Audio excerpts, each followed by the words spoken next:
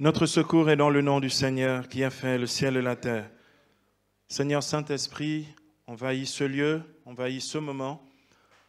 Remplis-nous de l'effusion de ta grâce, toi l'esprit de sagesse et d'intelligence.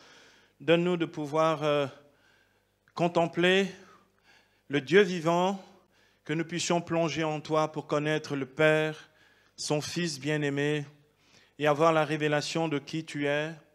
Nous voulons confesser un Dieu que nous connaissons. C'est pourquoi nous te prions, cher Saint-Esprit, donne-nous de connaître Dieu en vérité, pour que nous puissions en vivre pleinement et que nous puissions trouver en lui notre plénitude, au nom du Père et du Fils et du Saint-Esprit. Amen. Bien-aimés, nous poursuivons notre parcours sur la confession de la foi catholique et apostolique, sur donc le credo. Nous avons donc vu un premier enseignement introductif et nous avons déjà médité sur cette première affirmation credo qui signifie en latin « je crois ». Et nous allons commencer à rentrer dans le contenu de cette foi et nous allons dans cette deuxième leçon regarder « je crois en un seul Dieu ». Je crois en un seul Dieu qui est donc le titre de cette leçon. Le credo de Nicée-Constantinople, donc le long credo que nous récitons quelquefois le dimanche à la messe, commence par cette affirmation capitale qui pose les bases de la confession de la foi catholique. Je crois en un seul Dieu. L'Israël ancien professait déjà Adonai Echad, le Seigneur est un, dans le Shema Israël, dans Deutéronome 6 au verset 4. Dieu lui-même déclarait à son peuple par la bouche du prophète Isaïe cette parole absolument sans ambiguïté que je vais vous lire ici dans Isaïe au chapitre 45, les versets 22 à 23. Le Seigneur disait « Tournez-vous vers moi et vous serez sauvés, tous les confins de la terre, car je suis Dieu et il n'y en a pas d'autre. Je le jure par moi-même, ce qui sort de ma bouche est la vérité, c'est une parole irrévocable. Oui, devant moi, tout genou fléchira. Pour moi, jurera toute langue en disant, le Seigneur est un, ou le Seigneur est seul, ou il n'y a que le Seigneur seul. Et bien aimé, la parole de Dieu est une parole qui est vraie, comme dit le Seigneur ici dans la bouche du prophète Isaïe. Cette parole est irrévocable. Cette parole qui est vraie et irrévocable affirme que le Seigneur est un. Lorsque le christianisme des origines confessait la foi en un seul Dieu, elle ne faisait que reprendre l'enseignement biblique de l'Ancien Testament. Voilà pourquoi Paul déclarait aux Éphésiens, dans Éphésiens 4, les versets 5 à 6, Paul déclarait « Il n'y a qu'un seul Seigneur, une seule foi, un seul Dieu. » Donc un seul Seigneur, une seule foi, un seul Dieu. En effet, selon toute logique, si on affirme une seule foi, elle doit correspondre aussi à un seul Dieu. Il y a donc une incohérence, aussi bien dans l'idolâtrie, dans le polythéisme, ceux qui croient à plusieurs dieux, ou dans le panthéisme, ceux qui pensent que tout est Dieu. Donc finalement, si tout est Dieu, qui est Dieu là-dedans? Et donc, il y a une véritable incohérence dans l'idolâtrie, le polythéisme, le panthéisme. On doit donc pouvoir dire un seul Dieu pour une seule foi ou une seule foi pour un seul Dieu. Est-ce que quelqu'un me donne un amen? Et donc, en toute logique, s'il y a un Dieu, il n'y a qu'une foi. Je ne peux pas multiplier la foi. La foi est destinée à un seul et unique Dieu. À la suite de la confession du Dieu unique, notre foi catholique et apostolique réaffirme elle aussi qu'il n'y a qu'un seul Dieu. J'aimerais ici vous lire le début du credo du peuple de Dieu, ce credo du Concile Vatican II que nous a donné le Saint-Pape Paul VI. J'aimerais vous lire le début de ce credo qui justement réaffirme cette unicité du Dieu chrétien. Le pape Paul VI dit ceci: nous croyons en un seul Dieu, Père, Fils et Saint-Esprit, créateur des choses visibles comme ce monde où s'écoule notre vie passagère, des choses invisibles comme les purs esprits qu'on nomme aussi les anges, et créateur en chaque homme de son âme spirituelle et immortelle. Nous croyons que ce Dieu unique est absolument un dans son essence, infiniment sainte, comme dans toutes ses perfections, dans sa toute-puissance, dans sa science infinie, dans sa providence, dans sa volonté et dans son amour. Il est celui qui est, comme il l'a révélé à Moïse. Il est amour, comme l'apôtre Jean nous l'enseigne, en sorte que ces deux noms, être et amour, expriment ineffablement la même divine réalité de celui qui a voulu se faire connaître à nous et qui, habitant une lumière inaccessible, est en lui-même au-dessus de tout nom, de toute chose, de toute intelligence créée. Je trouve ça magnifique. Il est un. Il est le seul. Il est indépassable. Il est insurpassable. Et ce Dieu un, c'est le Dieu que nous adorons. Quelqu'un me donne un amen. L'Église de notre temps confesse donc avec le pape Paul VI que nous croyons que ce Dieu unique est absolument un dans son essence qui est infiniment sainte. Il est absolument un. Et bien aimé, c'est cet adverbe qu'il faut ajouter avant d'affirmer qu'il est un. Il est absolument un. C'est-à-dire qu'il n'y a rien à côté. Il n'y a rien qui puisse concurrencer son unicité. Il est absolument un. Quelqu'un me donne un amen. Comme nous allons le voir plus loin dans cette leçon, le credo de la foi chrétienne est d'abord établi sur un monothéisme radical et absolu. Écrivez ça comme ça vient. Le credo de la foi chrétienne est établi sur un monothéisme radical et absolu. Monos, ça veut dire un. Théisme, théon, c'est Dieu, un seul. D'accord? Sur donc un monothéisme qui est radical et absolu, c'est-à-dire sur l'affirmation d'un Dieu unique et absolument un. Bien aimé, ça change tout d'avoir ça clair dans l'esprit ou de continuer à penser qu'il y a peut-être autre chose que lui. Donc, il est un Dieu unique, absolument un. Mais, bien aimé, une telle déclaration suscite une autre question, c'est celle de la Sainte Trinité du Père, du Fils et du Saint-Esprit. Comment peut-on dire qu'il est un alors que tous les jours nous commençons nos prières en disant « Au nom du Père et du Fils et du Saint-Esprit ». Comment peut-on concilier ce monothéisme radical et absolu avec la Trinité divine des personnes? En effet, sommes-nous ici en présence d'une contradiction entre l'affirmation d'un seul Dieu et celle de sa révélation en trois personnes? Est-ce qu'il y a une contradiction? De temps en temps, vous avez quelques intellos, surtout des gens des sociétés secrètes ésotériques, qui se la jouent très intellos, qui viennent nous dire « oui, mais votre histoire-là ne va pas très bien. Il y a plutôt un théisme, et donc ce théisme peut devenir panthéisme, etc. etc. » C'est quoi votre histoire de Trinité? Non, ça ne tient pas la route. La vraie question, c'est est-ce qu'un chrétien est capable de justifier rationnellement et spirituellement, théologiquement, la vérité d'un Dieu qui est un en trois personnes? Et c'est ça qui nous intéresse ici quand je dis « je crois en un seul Dieu ». Comment peut-on affirmer en même temps un seul Dieu et trois personnes divines? À la vérité, bien-aimés, il n'y a aucune contradiction car Dieu est unique. Ce Dieu unique est un dans son essence ou dans sa nature. L'unicité de Dieu, ce n'est pas l'unicité en termes de fragments divins. Ce n'est pas un Dieu de ceci ou un Dieu de cela, comme dans le panthéon des Grecs où il y avait un Dieu de l'amour, Aphrodite, un Dieu de la guerre, Mars, etc. On n'est pas dans ça. On n'est pas dans cette multiplicité des dieux, etc., ou un Dieu de la guerre, etc. On est véritablement ici dans l'affirmation de l'unicité de la nature divine, c'est-à-dire une seule nature. Une seule nature, je vous fais déjà la fin. Une seule nature qui est partagée en 3 personnes. Je vais vous dire ça de façon beaucoup plus simple. Un père humain ne peut engendrer qu'un enfant humain, c'est la même nature. La nature humaine est une.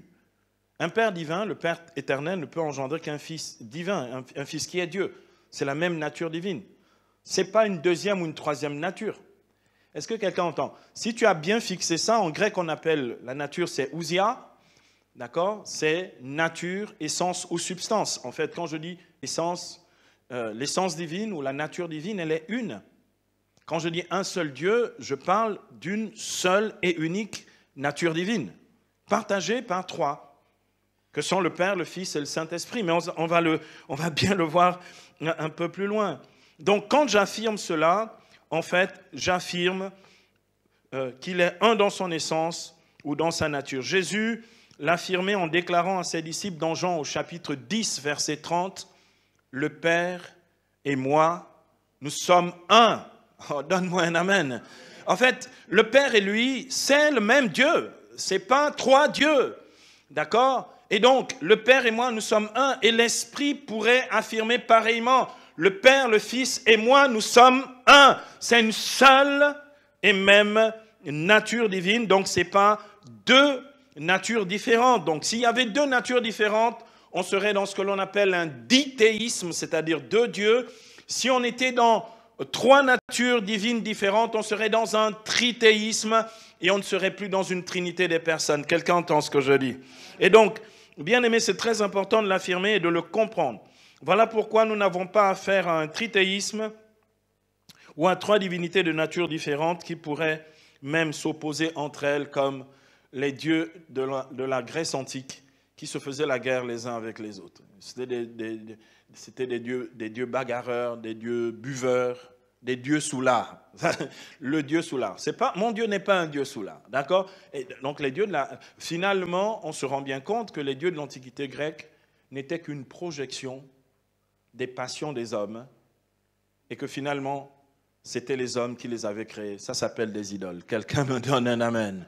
Et ça continue aujourd'hui. Chacun fabrique ses super-héros, ses mangas, et chacun fait ses dieux. Et ça n'en fait pas des dieux, pour autant. Il y a des chrétiens dans le coin. Bien-aimés, ce Dieu un est un Dieu un et trine, c'est-à-dire c'est un Dieu qui manifeste son unique nature divine à travers la révélation de 3 personnes, celle du Père, du Fils et du Saint-Esprit. Nous avons donc affaire à une trinité de personnes de même et d'égale nature. C'est la même nature. Et cette nature est égale. C'est la même nature, elle est égale. Il n'y a pas moins chez le Fils parce qu'il est le Fils et il n'y a pas plus chez le Père parce qu'il est le Père. La même nature divine, nature égale, celle du Père qu'il partage avec son Fils et avec l'Esprit. Il s'agit donc bien d'un monothéisme qualifié de monothéisme trinitaire. Écrivez ça, comme c'est affirmé. Il s'agit d'un monothéisme, certes, mais d'un monothéisme trinitaire.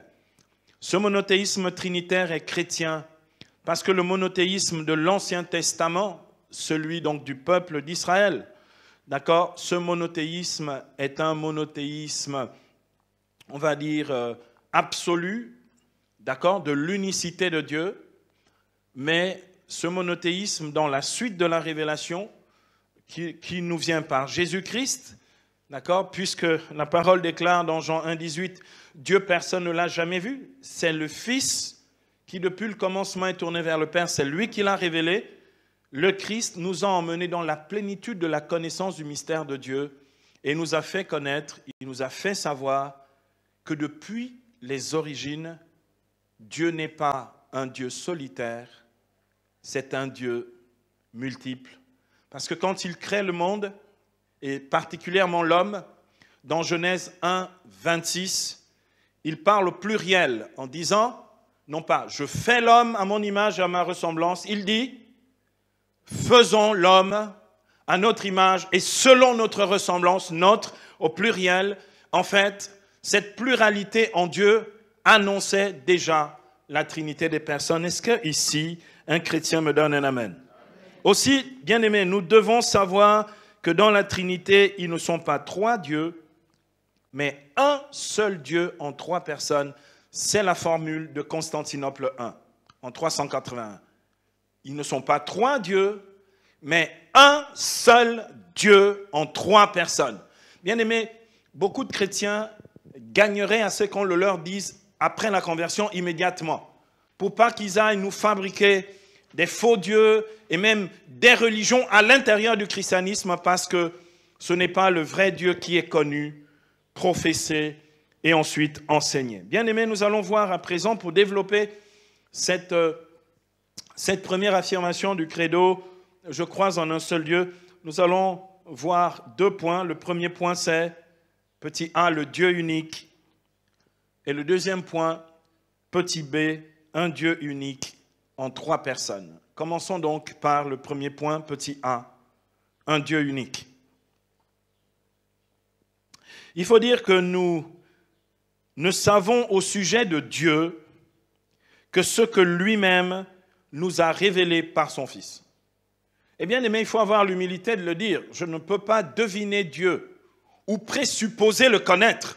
Nous ne pouvons connaître de Dieu que ce que lui-même nous a révélé par son Fils. Bien aimé, il y a des gens qui disent « Ah, vous parlez du ciel, mais qu'est-ce que nous en savons du ciel? Personne n'est jamais parti et est revenu. » Et donc, on ne peut rien dire. Si quelqu'un est venu du ciel pour nous dire ce qu'il y a dans le ciel, quelqu'un me donne un amen. Quelqu'un est venu du ciel pour me dire qui est Dieu. Son nom est Jésus, Fils de Dieu. Et comme il est écrit dans Jean 1,14, et le Verbe s'est fait chair, et il a habité parmi nous. Et nous avons contemplé la gloire qu'il tient de son Père, comme Fils unique plein de grâce et de vérité. Nous l'avons vu. Et bien aimé, nous l'avons vu et nous pouvons continuer de le voir. Parce qu'il nous a promis dans Matthieu 28, 20, et moi je suis avec vous tous les jours jusqu'à la fin des temps. Donc tous les jours de notre vie, nous pouvons avoir accès à la connaissance et à la révélation de ce Dieu parce que le Christ nous le fait connaître. Il y a des chrétiens dans le coin. Jésus nous fait connaître véritablement qui est son Père. Le Dieu unique est un Dieu éternel et immuable. Ça veut dire qu'il ne change pas. Il ne changera plus. Il est immuable. Il est éternel et immuable. Il ne change plus. Il n'a donc ni commencement, ni fin. Il est comme il se déclare lui-même dans le livre de l'Apocalypse, dans Apocalypse 1, 8. Il est alpha et oméga. Il est alpha et oméga. C'est-à-dire que, bien aimé, il n'a ni commencement, ni fin. Mais il est le principe et l'achèvement ou l'accomplissement de toutes choses. Il est alpha et il est oméga. C'est comme ça qu'il s'est fait connaître dans cette révélation ultime de l'Apocalypse. Il n'est pas une invention humaine et il existe de toute éternité, c'est-à-dire avant toutes les créatures visibles et invisibles dont il est le divin créateur. Rien avant lui, rien sans lui. Et s'il décide qu'il n'y a rien après lui, il fait en sorte que ça disparaisse. D'accord? Bien-aimé, il a décidé d'être le Dieu de la vie et il la conserve. Et la nôtre est une promesse. C'est l'éternité de la gloire. Quelqu'un me donne un amen. Bien-aimé, je jubile pour ces belles choses parce que je sais que ce Dieu ne s'est pas fait connaître à nous juste pour que nous puissions le connaître un temps, mais pour que nous puissions vivre de lui durant toute l'éternité. Oh, donne-moi un amen. Bien-aimé, il ne peut donc pas être mis au même pied d'égalité que les créatures, esprits, démons, idoles ou les divinités des mythologies qui sont tous créés par l'imagination humaine. Ce Dieu s'est révélé lui-même comme un Dieu unique devant qui il ne peut exister d'autre Dieu. Aussi, bien-aimé, sache-le, tu dois savoir que si tu n'adores pas ce Dieu unique, tu ne connais vraiment pas qui est Dieu. Et si tu ne le connais pas vraiment, il est certain que tu n'adores pas le vrai Dieu.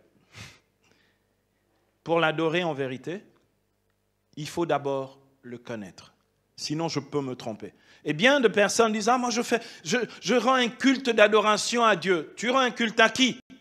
En fait, beaucoup de chrétiens qui sont ignorants ne vont pas très loin dans l'adoration parce qu'ils ne le connaissent pas. Si tu ne le connais pas, tu ne sais pas qui tu adores. C'est ce que Jésus dit à la femme de Samarie au chapitre 4 de Jean. Vous adorez ce que vous ne connaissez pas. Nous adorons celui que nous connaissons. Car le salut vient des Juifs, dit Jésus. L'heure vient, femme. Et c'est maintenant, Jean chapitre 4, verset 24, où les vrais adorateurs, les vrais, parce qu'il y a des faux, pour être vrai, il faut le connaître. Sinon, tu es dans le faux. Où les vrais adorateurs adoreront en esprit, en vérité. Tels sont les adorateurs que cherche Dieu.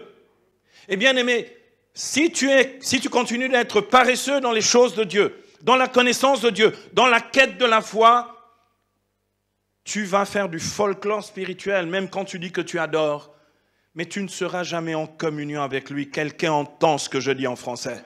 Cherche Dieu en vérité, cherche à le connaître, va plus loin dans la connaissance du Dieu vivant. Ce que tu es venu faire ici ce matin, en écoutant cette leçon sur le Dieu unique et véritable, en fait, te rapproche de lui et vient améliorer ton adoration.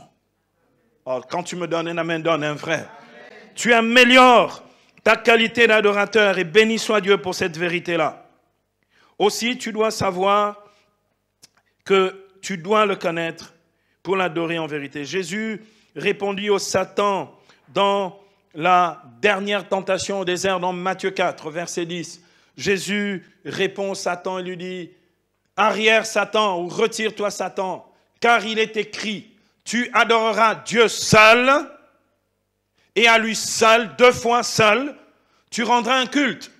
Je crois en un seul Dieu. Ça signifie tu adoreras Dieu seul et à lui seul, tu rendras un culte. J'attendais une ponctuation qui ne vient pas. Le Dieu unique est le seul Dieu. Jésus citait ici le premier commandement du livre de l'Exode, dans Exode 20, les versets 3 à 6, qui est le commandement de l'adoration contre l'idolâtrie. Jésus citait ici et faisait un résumé d'Exode, Exode 20, versets 3 à 6, où il est écrit « Tu n'auras pas d'autre Dieu en face de moi, tu ne te feras pas d'idole, ni rien qui ait la forme de ceux qui se trouvent au ciel là-haut, sur terre ici-bas, ou dans les eaux sous la terre. Tu ne te prosterneras pas devant ces dieux, tu ne les adoreras pas, car c'est moi, le Seigneur ton Dieu, un Dieu jaloux, poursuivant la faute des pères chez les fils sur 3 et 4 générations s'ils me haïssent. S'ils me haïssent, la malédiction n'est pas automatique. Aime Dieu, adore-le, tu briseras les malédictions ancestrales sur ta vie.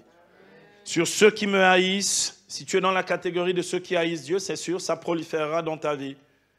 Mais si tu sens de la haine de Dieu, si tu t'humilies devant le Seigneur, tu te repens, tu donnes ta vie au Seigneur, tu l'accueilles comme Seigneur de ta vie, tu l'adores en esprit, en vérité, tu casses les malédictions dans ta vie.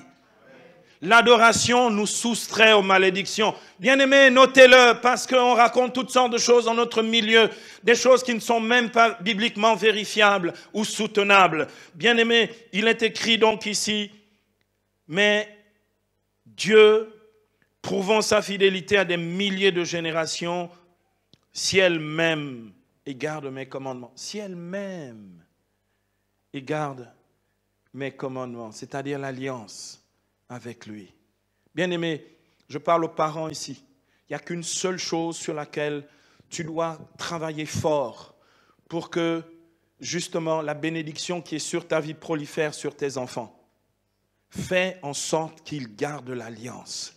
Fais en sorte, même s'ils ne sont pas de grands pratiquants, mais qu'ils gardent l'alliance, qu'ils aient Dieu dans leur bouche et qu'ils sachent que c'est le Dieu de papa et de maman. Quelqu'un me donne un amen. Bien-aimé, c'est suffisant parce que Dieu se souviendra du fait que vous avez fait garder l'alliance. Si vous voulez que prolifère la bénédiction sur 1000 générations, faites garder l'alliance à vos enfants. Le Dieu unique est un Dieu vivant et personnel, car il peut se faire connaître et rentrer en conversation avec l'homme. C'est de cette façon qu'il s'est fait connaître à Moïse dans une théophanie, lorsque sa voix se fit entendre au milieu d'un buisson qui brûlait sans se consumer. Bien aimé, le livre de l'Exode, justement, nous rapporte cet épisode en soulignant le dialogue de Dieu avec Moïse. Dieu peut, écoutez, mon Dieu, c'est pas Allah. Allah, c'est une divinité impersonnelle, une transcendance absolue qui est inaccessible, inconnaissable. Mon Dieu, il se fait connaître.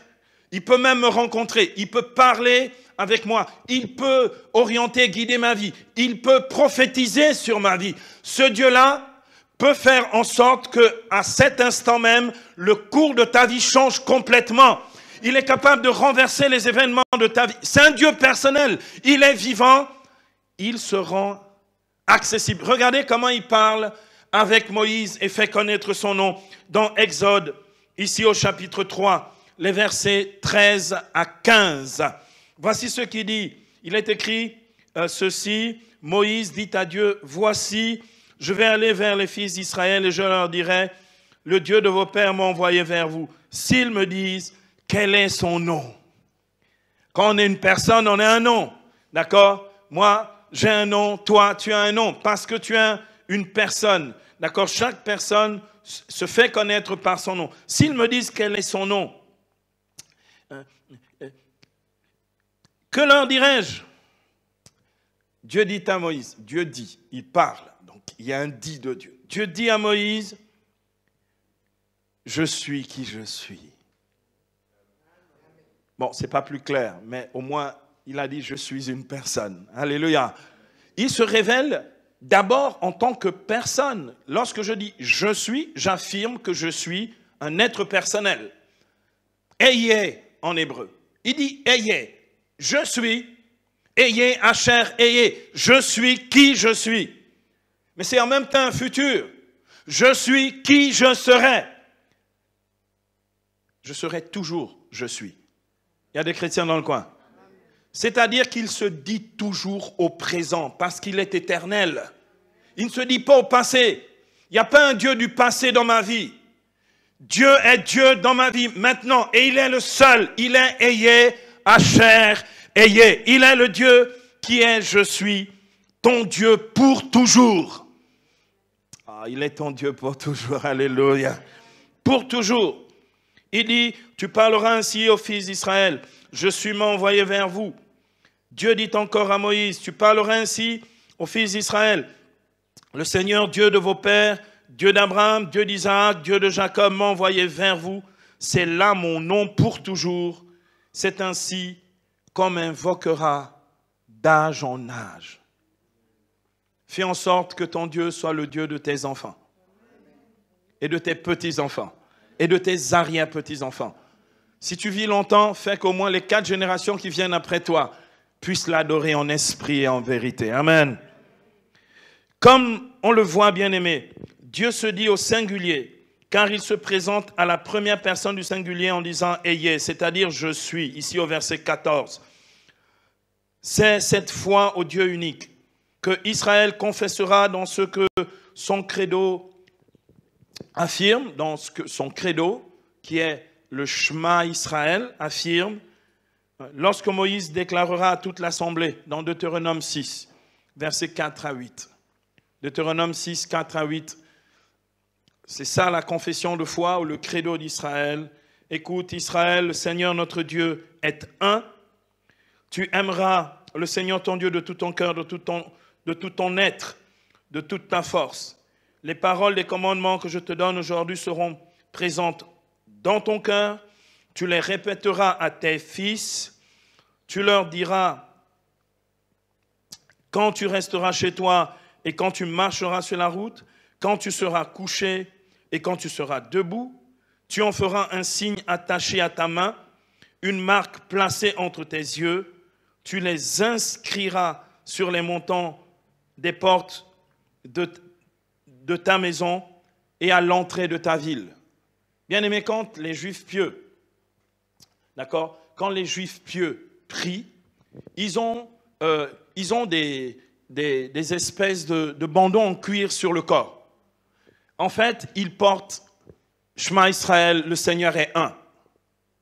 Quelqu'un entend? Ils ont autour de la tête une espèce de boule comme ça, avec un bandeau en cuir.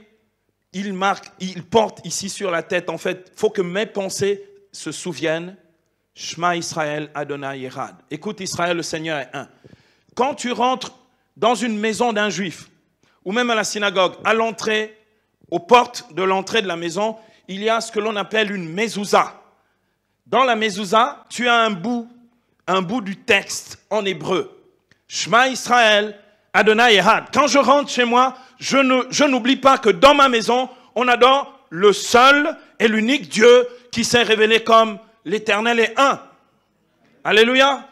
Et bien aimé, regardez comment Dieu fait ça. Il attache cette vérité sur le corps de ceux qui l'adorent. Il fait en sorte que dans la maison de ses adorateurs, de génération en génération, on se souvienne, Adonai Echad, le Seigneur est un. Alléluia. Le Dieu unique est un Dieu donc personnel. Ce n'est donc pas une divinité unique, comme on le voit dans les monolatries, telles que l'islam, ou certaines monolatries chez les Bantous. Ce n'est pas parce que c'est une divinité que c'est un monothéisme. Hein. L'islam, en fait, Allah, la divinité, est une divinité parmi d'autres divinités de la Kaaba. Ce qu'a fait Mahomet, ça a été d'unifier le culte. Il a renversé les autres idoles et il a laissé la pierre noire, qui est une météorite tombée du ciel. Il a dit qu'elle était noire parce qu'elle absorbait tous les péchés des gens qui étaient là. Vous voyez le grand monument où il y a à la Kaaba, ce grand monument noir autour duquel il tourne. C'est la pierre noire de la Kaaba. C'est la divinité, ou le symbole de la divinité dans l'islam. Bien sûr, c'est une divinité, mais ça n'en fait pas un monothéisme. C'est une monolatrie. C'est-à-dire, c'est l'idolâtrie d'une divinité. Nzambi aussi, chez Unzam, d'accord, Unyambie chez les Bantous, ne dit pas nécessairement, si on ne dit pas que désormais, quand je dis Nyambie ou Nzambi, c'est le Dieu unique et personnel, chez les proto-Bantous, en fait, ça ne veut pas dire ça. C'est pas parce qu'on dit Dieu au singulier qu'on parle du même Dieu. S'il n'est pas révélé, si tu ne le connais pas, c'est peut-être pas exactement le même que le tien. Parce que, bien aimé, si le Dieu de l'islam était le même que le nôtre, eux, ils arrivent 7 siècles après Jésus, on adorerait le même Dieu. Il n'y aurait pas deux religions. Donc vous vous rendez bien compte que ce n'est pas le même. Et il y a un mensonge qui court, oui, les trois monothéismes, le judaïsme, le christianisme et l'islam. Il n'y a que deux monothéismes, le judaïsme et le christianisme. L'islam est une monolatrie, c'est-à-dire l'adoration d'une seule divinité, c'est-à-dire c'est une forme d'idolâtrie très élaborée. Est-ce que quelqu'un entend ce que je dis? Bien aimé, il faut dire la vérité aux gens, il faut arrêter de raconter n'importe quoi. Bien aimé, notre Dieu est un Dieu unique et personnel parce qu'il s'est fait connaître ainsi. Donc il ne suffit pas de rendre un culte à une entité unique pour affirmer qu'il s'agit du Dieu unique. Notre Dieu n'a ni d'équivalent ni de remplaçant. Écris ça comme ça. Il n'a ni d'équivalent ni de remplaçant. Il n'y a aucune substitution divine. Bien aimé, ou c'est lui ou c'est pas lui. Mais je ne peux pas dire peut-être que c'est lui aussi dans l'islam. Je suis sûr d'une chose, ce n'est pas lui. Quelqu'un me donne un amen. Ce n'est pas lui parce que l'islam ne ferait pas la guerre au christianisme si c'était le même Dieu. Quelqu'un entend ce que je dis en français? Bien aimé, ce monothéisme qui est le nôtre est confirmé et réaffirmé dans le Nouveau Testament par l'apôtre Paul lorsqu'il déclarait aux Corinthiens, dans 1 Corinthiens chapitre 8 verset 4, à propos des idolotites, de ces idoles ou ces viandes sacrifiées aux idoles, il n'y a qu'un seul Dieu. 1 Corinthiens 8, 4. Il n'y a qu'un seul Dieu.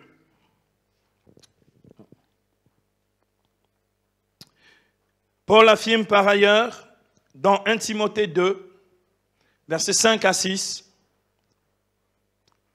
1 Timothée 2, 5 à 6, Paul, sur la fin de sa vie, va écrire ceci à son disciple Timothée. Il va lui dire, il n'y a qu'un seul Dieu, un seul médiateur aussi entre Dieu et les hommes, un homme, Christ Jésus, qui s'est donné en rançon pour tous. Un seul Dieu. Je crois en un seul Dieu. Il n'y a qu'un seul Dieu et un seul médiateur entre Dieu et les hommes, le Christ Jésus, qui s'est livré, donné en rançon pour la multitude. L'apôtre Paul l'avait clairement expliqué dans son discours à l'Aréopage à Athènes. Vous vous souvenez de ce grand fiasco missionnaire de Paul, quand il arrive au milieu des philosophes et des gens qui brassaient des idées toute la journée dans cette agora, ce lieu public où chacun pouvait venir exposer toute sa doctrine ou sa philosophie, son idéologie, etc. Paul dit, c'est à mon tour. Lui aussi, il prend la parole. Bien aimé, il y a un lieu comme ça à Abidjan où nous, on aimait aller prêcher au plateau. Il y a un endroit qui s'appelle à la Sorbonne. Là. Donc, c'est une sorte d'agora publique. Nous aussi, on allait. Quand on allait au plateau, on laissait les gens, chacun venait discourir et dire ces trucs. Et nous, on allait annoncer Jésus-Christ. Quelqu'un me donne un amen. Il fut un temps où on faisait ces choses-là. On aimait beaucoup faire ça. Bien aimé, il est écrit ici, voici, j'aimerais vous le lire en entier, le discours de Paul à l'Aréopage, juste la partie où il affirme le seul vrai Dieu dans Actes des Apôtres, au chapitre 17, verset 22 à 31. Paul dit, Athéniens, je vous considère à tous égards comme des hommes presque trop religieux. Quand je parcours vos rues, mon regard se porte en effet souvent sur vos monuments sacrés. Et j'ai découvert, entre autres, un autel qui portait cette inscription au Dieu inconnu. Ce que vous vénérez ainsi sans le connaître, c'est ce que je viens moi vous annoncer. Le Dieu qui a créé l'univers et tous ceux qui s'y trouvent, lui qui est le Seigneur du ciel et de la terre, n'habite pas des temples construits par la main des hommes, et son service non plus ne demande pas la main humaine, comme s'il avait besoin de quelque chose, lui qui donne à tous la vie, le souffle et tout le reste. À partir d'un seul homme, il a créé tous les peuples pour habiter toute la surface de la terre. Il a défini des temps fixés et tracé les limites de l'habitat des hommes. C'était pour qu'ils cherchent Dieu. Peut-être pouvait-il le découvrir en tâtonnant, lui qui, en réalité, n'est pas loin de chacun de nous. Car c'est en lui que nous avons la vie, le mouvement et l'être, comme l'ont dit certains de vos poètes. Car nous sommes de sa race. Alors, puisque nous sommes de la race de Dieu, nous ne devons pas penser que la divinité ressemble à de l'or, de l'argent ou du marbre, sculpture de l'art et de l'imagination de l'homme. Et voici que Dieu, sans tenir compte de ces temps d'ignorance, annonce maintenant aux hommes que tous et partout ont à se convertir. Il a en effet fixé un jour où il doit juger le monde avec justice par l'homme qu'il a désigné, comme il en a donné la garantie à tous en le ressuscitant d'entre les morts. Bien-aimés, ça, c'est de la pure théologie. Il dit, Dieu, vous pouvez continuer à croire que ce que vous pensez, c'est Dieu. Moi, je viens vous dire qu'il y a quelqu'un qui peut vous faire connaître Dieu. Il a donné une preuve que Dieu est avec lui parce qu'il est ressuscité des morts. Quelqu'un me donne un amen. Bien aimé, pourquoi l'argument de la résurrection? L'argument de la résurrection, c'est la cohérence entre le Dieu créateur et le Dieu rédempteur. Le Dieu qui donne la vie est capable de redonner la vie après la mort. Quelqu'un me donne un autre amen. S'il a été capable de créer à partir de rien, il est capable de recréer à partir de quelque chose. C'est ça la preuve de la résurrection. La foi chrétienne professe donc à la suite de la foi juive un monothéisme absolu, en reconnaissant qu'il n'y a qu'un seul Dieu. Comme nous l'enseigne le catéchisme de l'Église catholique, Dieu est unique, il n'y a qu'un seul Dieu. La foi chrétienne confesse qu'il il y a un seul Dieu par nature, par substance et par essence. Catéchisme de l'Église catholique, numéro 200. Dieu est unique. Il n'y a qu'un seul Dieu et il est un seul Dieu par nature, par substance et par essence. Voyons à présent, bien-aimés, avant de conclure, la deuxième partie de cette leçon, petit b, un Dieu unique en 3 personnes. Un Dieu unique en 3 personnes. Notre confession de foi affirme « Je crois en un seul Dieu ». Ce Dieu est un Dieu unique en 3 personnes, à savoir le Père, le Fils et le Saint-Esprit. En effet, la venue de Jésus sur la terre nous a fait rentrer dans la plénitude de la connaissance du mystère de Dieu et de ce Dieu unique. En effet, dès le moment de l'annonciation que l'ange fit à Marie, nous avons la révélation des 3 personnes divines qui partagent la même divinité. Dans Luc au chapitre 1er, versets 30 à 35, on lit ceci, Luc 1, 30 à 35. Et l'ange lui dit, « Sois sans crainte Marie, car tu as trouvé grâce auprès de Dieu. Voici, tu concevras dans ton sein et enfanteras un fils, et tu l'appelleras du nom de Jésus. Il sera grand et sera appelé Fils du Très-Haut. Le Seigneur Dieu lui donnera le trône de David son père. Il régnera sur la maison de Jacob pour les siècles, et son règne n'aura pas de fin. » J'aime entendre ça le jour de la fête du Christ roi. Son règne n'aura pas de fin. Amen. Son règne n'aura pas de fin. Marie dit à l'ange, « Comment cela se fera-t-il puisque je suis vierge ?» L'ange lui répondit, « L'Esprit Saint viendra sur toi, et la puissance du Très-Haut te prendra sous son ombre. C'est pourquoi l'être saint qui naîtra de toi sera appelé Fils de Dieu. » Bien-aimés, cette péricope de Luc nous dévoile au verset 35 le mystère du Dieu un et en 3 personnes. Le mystère du Dieu un en 3 personnes, qui est donc le Père, appelé le Très-Haut dans ce texte. Il est le Très-Haut, puis le Fils, qualifié de Saint et Fils de Dieu, celui qui va s'incarner dans le sein de la Vierge Marie, et enfin, l'Esprit Saint appelé l'ombre ou la puissance du Très-Haut, d'accord, et qui réalise cette œuvre de l'incarnation du Fils de Dieu. L'Esprit Saint viendra sur toi, la personne de l'Esprit, la puissance du Très-Haut, qui est un attribut de l'Esprit, la puissance de Dieu, d'accord, la puissance du Très-Haut, le Très-Haut c'est Dieu, le Père, te prendra sous son ombre. C'est pourquoi celui qui naîtra de toi sera appelé Saint et Fils de Dieu, le Fils. Les 3 personnes sont révélées au moment même de l'incarnation, le Père, le Fils et le Saint-Esprit.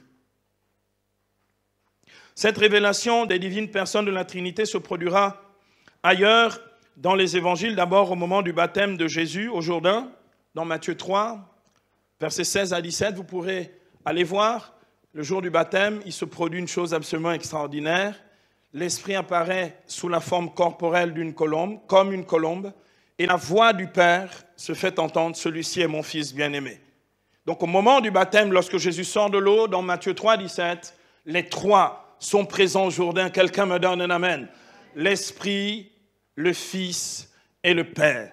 Et bien aimé, pareillement, au moment de la transfiguration sur le mont Tabor, dans Matthieu 17, verset 5, il est dit que lorsque Jésus est transfiguré, une nuée vient couvrir les disciples de son ombre, les disciples Pierre, Jacques et Jean, et de la nuée, une voix se fait entendre, « Celui-ci est mon Fils ». Quand je dis « c'est mon Fils », c'est que je suis le Père. La nuée qui couvre de l'ombre, on se souvient dans Luc 1, 35 déjà cité, l'Esprit Saint te prendra sous son ombre. Amen. Il n'y a donc pas d'ambiguïté. Et bien aimé, pareillement, au moment de la mort de Jésus sur la croix, dans Luc 23, verset 45, à la croix, il y a une révélation de la Trinité. Jésus, citant le psaume, dit « Père, en tes mains, je remets mon esprit. » Il parle au Père, il remet son esprit au Père, et esprit, l'esprit qui sort de Jésus est pneuma, c'est-à-dire le Saint-Esprit. Amen. Donc, même à la croix, il y a la révélation divine de la Sainte Trinité. Bien-aimés, enfin, il faut ajouter qu'avant sa passion, Jésus avait promis l'Esprit consolateur à ses disciples comme un don venant du Père en déclarant dans Jean 14, versets 15 à 17, Jean 14, 15 à 17, « Si vous m'aimez, vous garderez mes commandements et moi je prierai le Père et il vous donnera un autre consolateur ou paraclet pour qu'il demeure toujours avec vous. C'est l'Esprit de vérité. Je prierai le Père, il vous donnera l'Esprit de vérité. Celui qui parle, c'est le Fils. » Amen. Alléluia. Comme on le voit, bien-aimé, le Fils prie son Père qui donne l'Esprit. Cette déclaration de Jésus est une affirmation très claire du mystère de la Sainte Trinité. C'est dans ce divin mystère que l'Église devra apporter le salut au monde en baptisant selon justement la recommandation de Jésus dans Matthieu au chapitre 28, verset 19, en baptisant au nom du Père et du Fils et du Saint-Esprit. Amen. Baptiser, ça veut dire être plongé. Si tu veux vivre en Dieu, il faut que tu sois plongé dans le divin mystère de la Trinité du Père, du Fils et du Saint-Esprit. Bien-aimés, la Trinité des personnes divines ne divise pas le mystère de Dieu en trois dieux qui se côtoieraient, car à la vérité, ils sont de même et d'égale nature, comme je l'ai déjà dit. C'est une seule nature divine, donc c'est un seul Dieu. C'est pourquoi il est dit du Fils, justement, qu'il est engendré, non pas créé, de même nature que le Père. Et c'est pourquoi le même credo de Constantinople I va confesser le Saint-Esprit en disant qu'avec le Père et le Fils, il reçoit même adoration et même gloire. Si c'est la même adoration, je ne peux adorer que ce Dieu-là, sinon c'est de l'idolâtrie. Même adoration et même doxa, même gloire. La gloire, c'est la divinité. Il reçoit même adoration et même gloire. Donc, le Fils est de même nature que le Père. L'Esprit est de même nature que le Père et le Fils. Je crois en un seul Dieu. Amen. Et c'est le même. C'est le même. Bien-aimés, un théologien évêque du IVe siècle, saint Athanase d'Alexandrie, qui était un grand artisan et du concile de Nicée et surtout du premier concile de Constantinople, grâce à qui, en grande partie, nous avons le credo de Nicée et Constantinople. Saint Athanase d'Alexandrie disait ceci, je vous le cite pour conclure ce moment de partage. Il disait, voici la foi catholique. Eh bien aimé, on dit ça déjà depuis le IVe siècle. On n'a pas attendu le XVIe siècle avec la révolte protestante pour annuler le catholicisme ou la catholicité. Saint Athanase dit, voici la foi catholique. Nous vénérons un Dieu dans la Trinité et la Trinité dans l'unité. Alléluia. Nous vénérons un Dieu dans la Trinité et la Trinité dans l'unité, sans confondre les personnes, sans diviser la substance. Sans confondre les personnes et sans diviser la substance. Autre est en effet la personne du Père, autre celle du Fils, autre celle du Saint-Esprit. Mais le Père, le Fils et le Saint-Esprit ont une même divinité, une gloire égale, une même et égale majesté. Amen. Et bien aimé, je trouve que ce résumé nous fait voir non seulement l'unité et l'unicité de Dieu pour affirmer qu'il est l'unique et le seul, et la Trinité des personnes, parce que l'on ne peut pas diviser la substance ou l'essence divine, un seul Dieu en trois personnes. Amen. Jésus